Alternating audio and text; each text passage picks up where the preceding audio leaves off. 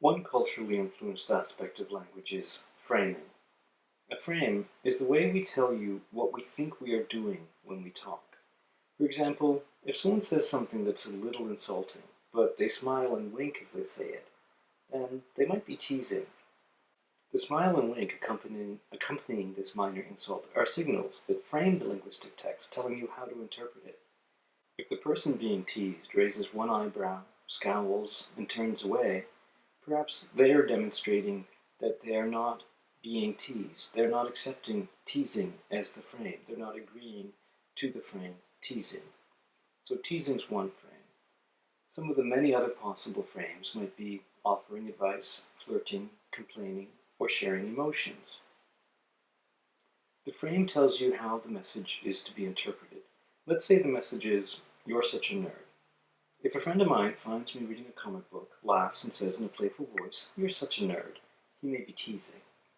If a bully in a high school finds me reading a comic book, takes it from me, throws it to a friend, sneers, and says, "You're such a nerd," he may be bullying. The message hasn't changed, but the meta-messages have. The tone of voice, the smile versus the sneer, the aggressive actions, all of these things are meta-messages. These meta-messages tell you how the message is to be interpreted. But despite these meta-messages, frames can be misunderstood. I might try to tease a student in a class, only to find out they're really insulted.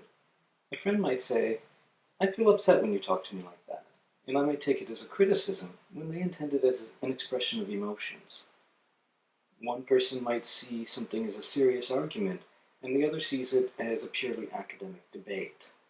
I'm sure you have examples from your own life where you thought you were doing one thing with your language, but the person you were talking to thought you were doing something else.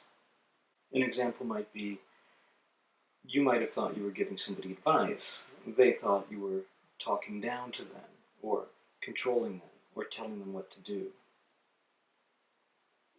Now, frames aren't usually named during the event, and naming a frame often destroys the frame. Saying, "Hey, I'm just teasing," kind of ends the teasing. Saying, "Hey, we're having an academic debate, not a serious argument," changes the frame from the debate to a discussion about what it is you're doing here. Explaining your actions is something you do when you're apologizing or making excuses, not when you're teasing or play fighting. Frames can also exist within other frames. You might tell a joke to make someone laugh, or you might tell a joke because the story involved in it has an important point. So telling a joke would be one frame, but giving advice or offering a warning would be another. Frames are also cultural and individual. Like language, the signals that communicate frames need to be acquired. Just as there is nothing about an apple that says this must be called a-pull, there's nothing about a certain type of intonation that says, "Hey, I'm teasing." The ways in which one signals a specific frame vary from one language culture to another. A lot of facial gestures are almost universal, so smiling can mean certain things and not others. Even among people who seem to share the same culture, though, the recognition of frames and the sense of what frames are appropriate can vary. Not all individuals will participate in the same types of interaction, or understand the meta-messages, or accept the frames. Let's go over all these points again, using flirting as an example. When you flirt, you may intentionally signal that you are flirting, but not always too obviously. One aspect of flirting is probably paying very close attention to the person and what they're saying. You might frequently back-channel, that is, they're talking and you say things like, yes, showing that you're listening.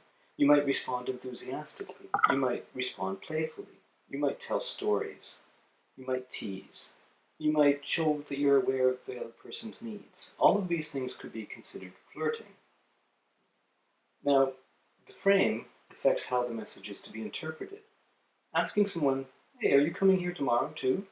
could mean something very different when two people are flirting as opposed to when two people are discussing a course they're studying in.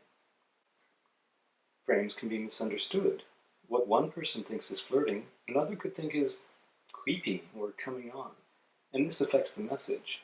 "Are you coming back here tomorrow?" could be taken as flirting, or it could be taken as stalking if the flirting frame is not shared. If you're flirting with somebody, you might tell them stories about yourself. If they don't know you're flirting, they might just think that you like to talk about yourself a lot. If they're just listening to be polite and passing the time until their friends come, your stories could seem self-indulgent and pointless to them. I said that frames cannot be named. If you say, "I'm flirting," it kind of means that you're no longer flirting. If someone says, "Are you flirting with me?" it may mean that they're not comfortable with what they perceive to be your frame. Naming the frame ruins the game. Frames can exist within other frames. Telling a story or teasing could also be frames on their own. You can tease without flirting, you can tell stories without flirting, or you can tease and tell stories as a part of flirting. Frames are cultural and individual.